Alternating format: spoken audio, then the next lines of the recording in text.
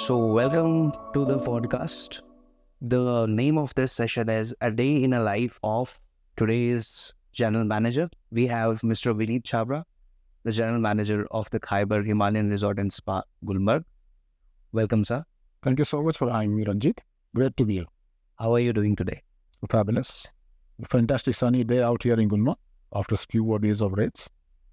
Superb, sir. So, sir, today's session, as you know, is a day in a life of a general manager. So, the theme of this whole podcast or this episode is the curiosity. So, everybody doesn't know what goes in a life of a general manager, right? From the line down staff, I'm telling. So, the questions that during the course I'm going to ask are going to, on those lines. So, sir, can you walk us through your career journey so far? Sure, why not? Well, what a coincidence. This April, I completed 30 years in the hospitality landscape. Oh, wow. Beautiful. I started my career way back in 1994. Though I will say in 1993, I was a part of my curriculum when I did my postgraduate diploma in accommodation operational management as a senior operational trainee with Cherished. That is where I started initially as a trainee in Cherished, and my journey has seen all the steps in the hospitality. I am a person who has journeyed on its self-made kind of hospitality personnel who has undergone each and every step of levels which are there in hospitality. I started out as a senior operational trainee, then chose housekeeping to start my career with. I joined Holiday Inn Crown Plaza, which is currently the Lendit New Delhi, as an housekeeping supervisor. And then over a period of time, from supervisor to senior supervisor to housekeeping executive to assistant executive housekeeper to deputy executive housekeeper to an executive housekeeper, finally to room division manager, and became a general manager in 2006. Which was that property? I started a property called Devigarh. I was an accommodation manager with them, and in between I had taken a switch because I wanted to explore all kind of properties. So I'm a kind of guy who has worked in a business hotel, a resort property, a luxury boutique, renovated Fort Palace, a ski resorts, an upscale property like Khyber, and I opened properties like Devi Ratan and Rasa in Jaipur, which is again in the luxury landscape. In fact, I will say we can take the credit for introducing experiential properties way back in 99 with this property called Devigarh. Okay. That's an amazing property. I've seen it on the internet. Yes, it has been an amazing property. And the very fact that it's a property which I felt, it was a learning for us as well as destination resorts, wherein it didn't matter where the property was. The property was such that people were pulled towards it. It was such that people would come and experience it, and it spread more by word of mouth publicity rather than any kind of marketing which we would have done. And it did so fabulously well that we were able to compete with the Villases and Taj Palace at that time in Udaipur, despite not being in Udaipur. So now, sir, you are in Kashmir, called the Heaven, and Gulmarg, it's one of the star properties of the region. What are the challenges, if I may ask? Everybody talks about beauty. We see it on Instagram. But I'm sure there must be some challenges to running such a property. The Khyber Himalayan Resort and Spa, again, is a very unique property. It defines or has redefined Gulmarg as a destination. Rather than being a day destination, the Khyber Himalayan Resort has brought people and ensured that they come and stay with us. Being in remote location, it comes with its own sets of challenges. You understand the temperatures here vary from minus 20 to plus 25, 26. So it has got that very huge differential. So maintaining a property with such extreme weather conditions is one of the biggest challenges. Second is, of course, of finding the right resources for the property. People who understand what is a guest who is going to pay this kind of price points expects out of you. Training those people, retaining them, motivating them, ensuring that they're a part of your family and they continue the journey along with you. That is the biggest challenge. Of course, the other challenges in terms of repair and maintenance is ensuring that the supply of all facilities concurrently run. We are an all heated property, so we try to maintain a balance of that. keeping and ensuring that not only do our internal guests, which is my team members, but also our external guests are taken very well taken care of. That is the Absolutely. Khyber is famous for that. that is the biggest. So, for a general manager, if I may put it, what are the skills? I'm looking for myself to be one day a general manager of some property. What would be the skills or skill set or the attitude, mental model, which is which makes a general manager? Because yeah, Actually, you see, the general manager by definition is accountable and responsible for the overall property, its operations, its profit and loss, its team's motivation. He has to head it, So a skill set definitely requires him to, of course, have a key knowledge of all operating departments, key knowledge of financial data, but he needs to be accessible to the team as well. Communication needs to be strong. Policies need to be defined and very well explained to the team members. He needs to take the team member along with them in his journey while he's a part of the team. He takes the responsibility if something goes wrong. And simultaneously, he also takes the responsibility of taking and making the team learn from those mistakes. You know, he is, in very simple terms, I will say, he has to walk the talk. Same rules apply to him, which he applies to his team members. So generally, he's a role model for the team, and he needs to ensure that people look up to him, and he ensures that nothing goes wrong. When he says something, he also follows the same thing, so that his team also then takes the cue from him and follow what he has been preaching. so it's like show not only the show the way, it's like go the way. Yes, Along definitely a long way, and that goes in terms of a long way for the team to respect you and follow what you're telling them to do so, because you're showing the way yourselves. So, so I actually believe that there are only two professions. One is the defense and another is the hospitality. These are the two defense. अगर मैं थोड़ा हिंदी में बताऊं, बंदा बना देती. That is true, because discipline is very important in our industry as well as defense. Correct. The Jawans are also groomed in such a way that they follow orders without thinking. I will say we do not say that we tell our team to follow our orders without thinking, but yes, we make it a point that they have a clear understanding that what is paramount to them. For us, our guest delight and guest experiences and guest happiness is paramount, and we all work towards it. So in that way, yes, while defense would say that security and keeping the country safe is there paramount for us, keeping our guests safe, guests happy, guests delighted, and we work towards it. So from our time frames, we do not look at the time. We do have a coming time, but we don't have a going out time. We work around how guests and their experiences are. That is the clue. There's a follow-up question that I actually had. Just how do you keep up with this kind of a schedule? Like, I know because I am also associated with the hotel industry. So it's a morning time आने का जरूर है, मगर बहुत बार कहते हैं जाने का नहीं. So there's long hours, long shifts. How to keep up with that? See, I tell you honestly, hospitality is one industry which is more passionate driven. Either it is in you. You have that service aptitude. You have that jest.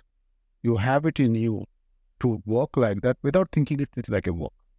Then only are you able to succeed in this industry. Otherwise not. It is a hard-working industry. It takes its own toll. But if you love what you do, then it doesn't become difficult.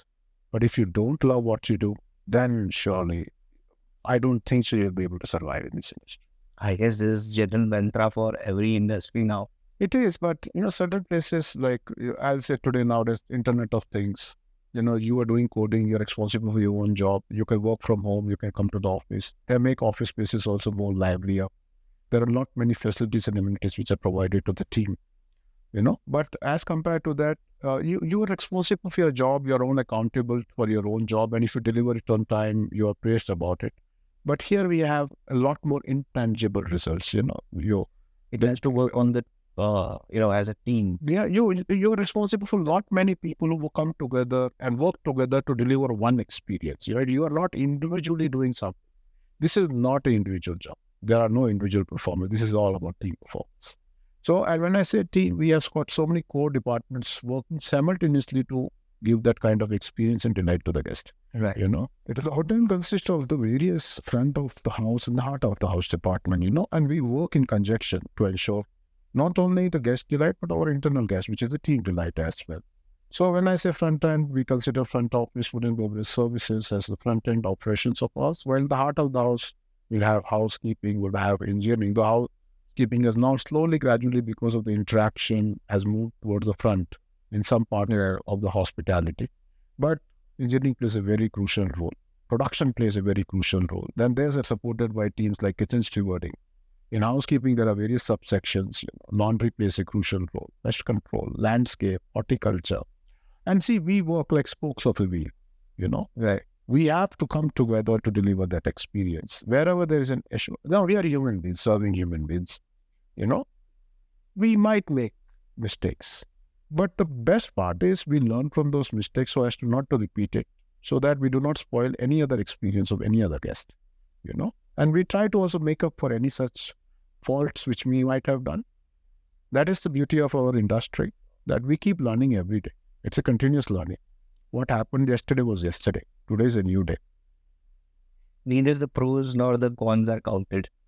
No, we do count. We do account for it. But what we do is we start out fresh every day.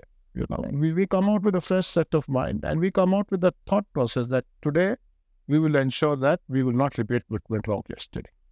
We have taken a learning from it. We have drilled it down to understand why we went wrong, and then we wish to move on from there. So, what do you see the future of the tourism in the state of J&K or, in Kashmir? I would say looking post-COVID. See, Jammu and Kashmir has on been the bucket list of every Indian. In fact, I'll say even foreigners, provided the travel advisories are removed by their respective governments. And the flow to Kashmir is automatic. When the situation has improved a lot past COVID, and I think with this kind of, Kashmir is definitely going to gain a lot. And the government has done its own bit in terms of infrastructure development, the train journey which will connect Jammu and Kashmir, will make it an all-season resort, in all-season destination, I would say. And that's new flight players also have started operating. Yeah, new flights are coming. You see, this airport now already is handling more than 54, 55 flights on a daily basis. And surely with the upgrading of technology, they can ever start night flights. So I think it's a huge potential of tourism for Kashmir. And so how is Khyber playing its part in that? Like, what are the special things that we have been doing? Khyber, has been trying to promote Kashmir and Gulmarg as a destination since it's opened up. We have been a part of the luxury landscape. We have been attending marts. We have been taking the support of tourism. We have been trying to promote it online and offline in a big way.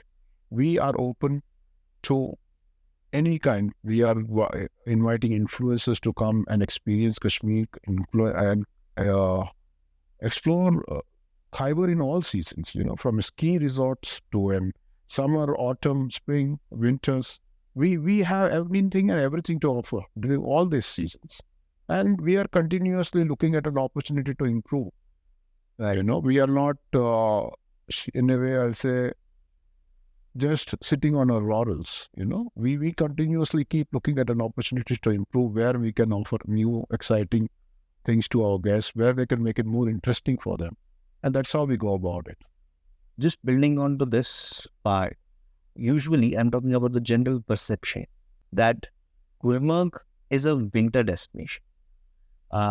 So what would a person do in summers in and around?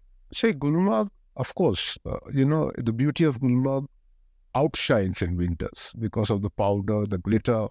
It looks like diamond sparkle in the powder, So naturally, landscape of Gulmarg is completely different in winters, and it really attracts a lot of ski enthusiasts.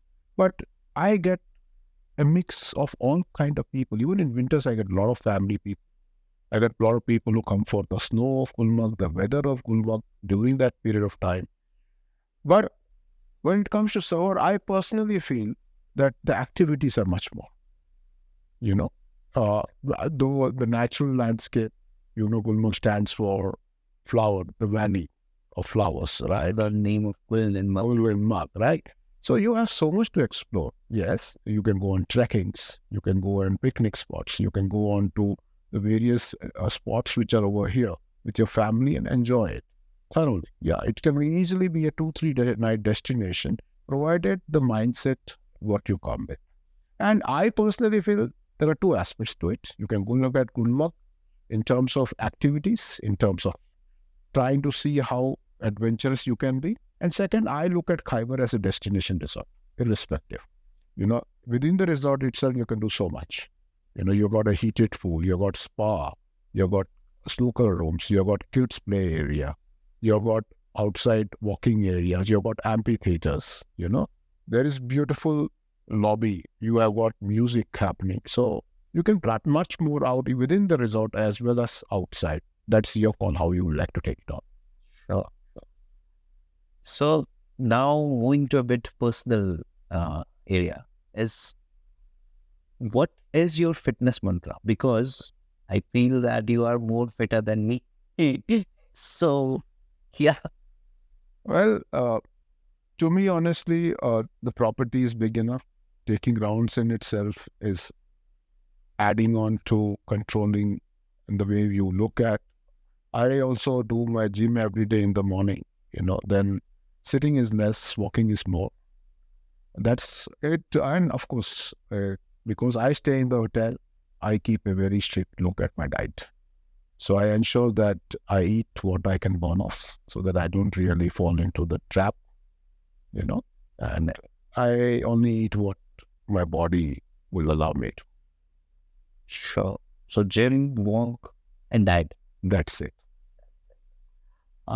So any books or quotes that you kind of live by with? No, honestly, I haven't had a lot of time to read. It has been only books with regards to SOPs. Lately, we have upgraded our softwares to Opera and Business Central. So a lot of time is spent understanding them and, upgrading our own skill sets to understand new. Because as we move forward, you understand artificial intelligence coming. Though I don't think it's going to touch hospitality in a very major way as it will do through any other internet-driven services. But yes, technology does play its own role in helping out deliver better services to the guests. And we are also in that way looking at technology. We are already upgrading our property management systems. We are looking at live data to help us understand our operations better. We have guest satisfaction index to understand our guests better, to see how are they feeling about it, what are their feedbacks, what is it that they are looking forward to. And then incorporating all that in our way of doing things, incorporating into our operations, incorporating into our training program for our team, making them understand how the guest perspective is changing, what is it that they are now looking at, and then ensuring that we deliver on those lines. So it's a very informative session so far. And in the end, is there any message or something that you would like to share with the team? Of course, we just have...